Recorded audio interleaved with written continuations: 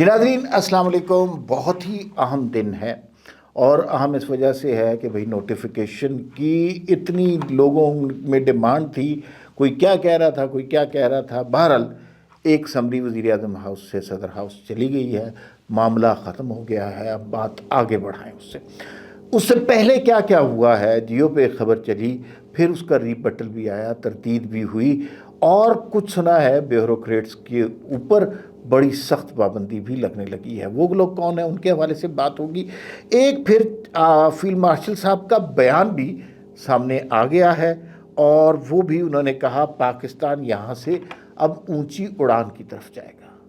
یہ بات بھی ٹھیک ہوگی. ایک اور چیز جو عظمہ نیازی ہیں, عظمیٰ نیازی ہیں, عمران خان کی بہن, اب عمران خان سے ان کے اوپر ملنے پر بھی پابندی لگا دی گئی ہے اور کہا ہے اڈیالہ کے سامنے تماشا نہیں لگے گا.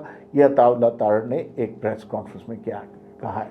اس کے علاوہ ہم بات کریں گے کہ محسن نقوی صاحب کی آج ملاقات ہوئی برطانیہ کی جین میریٹ سے اور 2 بھگوڑے واپس لانے کی درخواست کی گئی. ایک تو ہیں میجر, سابق میجر, بلکہ میجر کہنا ہی نہیں چاہیے, عادل راجہ, اور ایک ہیں شہزاد اکبر. یہ اپنے لگائے ہوئے پودے واپس کیوں چاہیے, ذرا اس پر بات کریں گے. NFC ایوارڈ کی میٹنگ اور سہیل آفریدی نے اس میں شرکت کی ہے. سہیل آفریدی اچھے بچے بنتے جا رہے ہیں. کیا KPK میں گورنر راج لگنے لگا ہے, اس سوال کا بھی جواب دیں گے. اور ایک افغان دہشت گرد پکڑا گیا امریکہ میں اور تماشا یہ کیا گیا کہ انڈین میڈیا نے کہا وہ پاکستانی دہشت گرد. ان سب پر بات کریں گے. اچھا جی, سب سے پہلے آپ سے درخواست ہے اس چینل کو سبسکرائب کر لیں, بیل آئیکن کو پریس کر لیں تاکہ ہر ویڈیو آپ کو بر وقت ملتی رہے.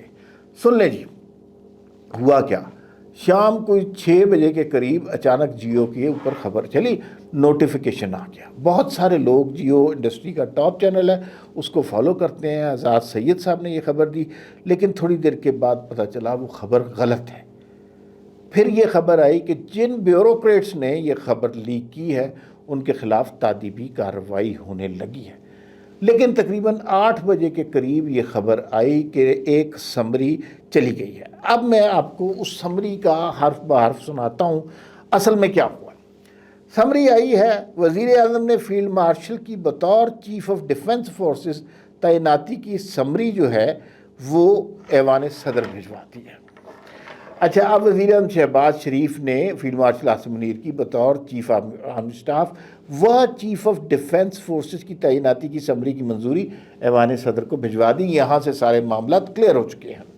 Field marshal Asim Munir chief of army staff کے ساتھ چیف آف ڈیفنس فورس بھی ہوں گے. یہ تعیناتی 5 سال کے لیے ہوگی. فیلڈ مارشل سید عاصم منیر پاکستان کے پہلے چیف آف ڈیفنس فورس ہوں گے.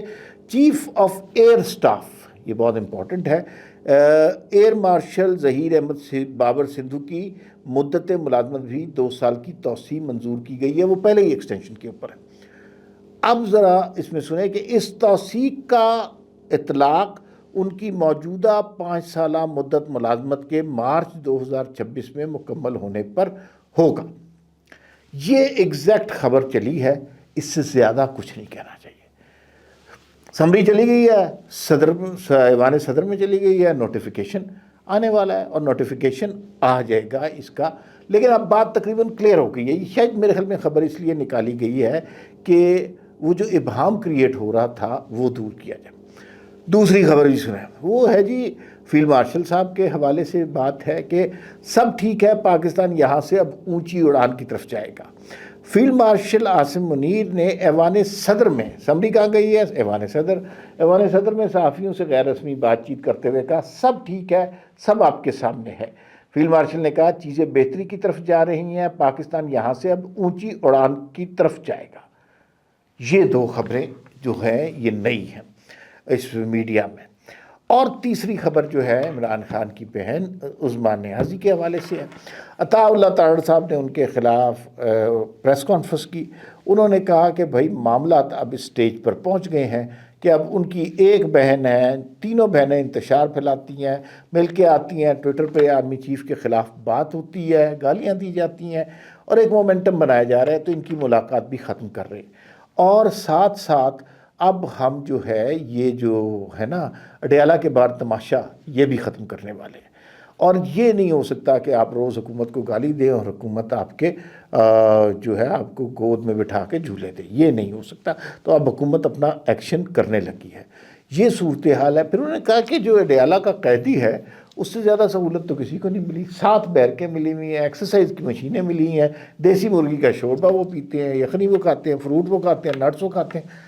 یہ تو بہت سارے لوگ پاکستانی تمنا کریں گے کہ ہمیں ایسی قید مل جائے۔ تو اب رو رعایت ختم، اب معاملات شروع ہو گئے ہیں سخت۔ اب پاکستان کے حوالے سے ایک اور خبر، محسن نقوی نے آج ملاقات کی جین میریٹ سے، اور پھر انہوں نے 2 بندوں کو کہا جی کہ یہ بندے ہمارے حوالے کریں۔ ایک تو میجر عادل راجہ، میجر تو انہیں نہیں کہنا چاہیے، بے عزت کر کے ان کا کورٹ مارشل ہوا۔ دوسرا شہزاد اکبر، آپ امیجن کیجئے شہزاد اکبر کتنا مورلی فائنینشلی کرپٹ آدمی ہے، اور یہاں عمران خان کے دور میں احتساب کے بیورو کا پتہ نہیں اسے کیا بنا دیا تھا، سارا دن ٹی وی پہ بیٹھ کے دوسروں کی کرپشن کی باتیں کرتا تھا۔ اب پتہ چلا ملک ریاض سے اس نے پیسے کھائے، ہر بندے سے اس نے پیسے کھائے، اور اب میجر عادل راجہ بھی ہیں، وہ بھی پاکستان کے خلاف زہر اگلتے ہیں، جھوٹ بولتے ہیں، فیک نیوز اڑاتے ہیں، لیکن کنٹرول میں نہیں ہیں پاکستان کے۔ یہ لوٹ کے لے کے گئے ہیں شہزاد اکبر صاحب، کم از کم اس لوٹی ہوئی رقموں کا ہی پاس کر لیں، پاکستان کے خلاف تو نہ بات کریں، لیکن یہ دونوں پاکستان کے خلاف بات کرتے ہیں۔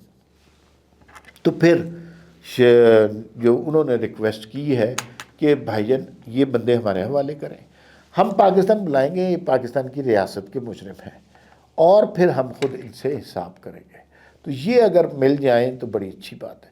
اگر تو برطانوی حکومت نے انہیں پاکستان کے حوالے کر دیا تو مجھے اتنا پتہ ہے کہ پاکستانی ریاست اتنی تلی بیٹھی ہے ان لوگوں کو ایسا سبق سکھانے کے لیے کہ آئندہ کوئی باہر جا کے پاکستان کے خلاف بات نہیں کرے گا، جیسے بگوڑے بیٹھے ہیں، تو وہ سارا معاملہ ٹھیک ہو جائے گا۔ لیکن جب تک یہ نہیں آتے ہمیں توقع رکھنی چاہیے کہ ان کو وہاں پر بھی کوئی جرمانہ کیا جائے، فیک نیوز تو وہاں پر بھی جرم ہے۔ اچھا، اب سہیل آفریدی کے حوالے سے بات کرتے ہیں۔ سہیل آفریدی کے بارے میں کہا جا رہا ہے یہ جو ملاقات نہیں ہو رہی نا، اس کی فرمائش خود سہیل آفریدی نے کی ہے، کیونکہ اگر ملنے دیا تو پھر سہیل آفریدی کو وہ زبان بولنی پڑے گی جو عمران خان بولتے ہیں۔ ابھی ان کی بہن بولی ہے، اور عمران خان کے ٹویٹ نے کیا حشر کیا اس کا، ٹھیک ہے نا، انہوں نے سیدھا ہی عاصم منیر سے شروع کیا ہے، اور پھر وہ ریاست سے اس طرح لڑنا چاہتے ہیں کہ اب اکیلے رہ گئے عمران خان، کوئی ان کے ساتھ اس طرح ریاست سے دست و گریبان نہیں ہونا چاہ رہا۔ اچھا، سہیل آفریدی صاحب کی اگر ملاقات نہ ہو، سہیل آفریدی کا پروفائل بھی آئی رہتا ہے، اسلام آباد آتے ہیں، ملاقاتیں بھی ہو جاتی ہیں، اور پھر جناب کوئی ملاقات بھی نہیں ہوتی، لہذا عمران خان کی زبان بھی نہیں بولنی پڑتی۔ جبکہ NFC ایوارڈ کا ذکر ہو، سہیل آفریدی وہاں پہنچ دے جاتے ہیں۔ اختلافات نہیں ہونے دے رہے، کوئی بڑا دھرنا لڑائی نہیں ہونے دے رہے، احتجاج نہیں ہونے دے رہے۔ احتجاج کو وہ ایسا تقسیم کرتے ہیں انٹیلیجنٹلی۔ ابھی ایک احتجاج ہونا تھا 26 کو، انہوں نے آدھے بندے سوابی بھیج دیے، آدھے بندے اسلام آباد بھیج دیے، احتجاج ٹائم فش ہو گیا۔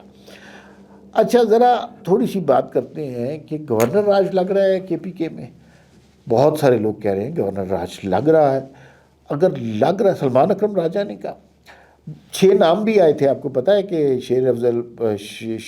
آفتاب شیر پاؤ کا، اس کے علاوہ امیر ہوتی کا، پرویز خٹک کا، اور 3 میجر جنرلز کا۔ اچھا، یہ گورنر تبدیل ہو سکتے ہیں، اس کے امکانات ہیں، لیکن گورنر راج بہت بڑی چیز ہوتی ہے، ایک صوبے کے حقوق کو سلب کرنے کے مترادف چیز ہوتی ہے۔ جمہوری حکومتوں میں کوئی پسندیدہ چیز گورنر راج نہیں ہے، اور تحریک انصاف کے لوگ جو بکھرے ہوئے ہیں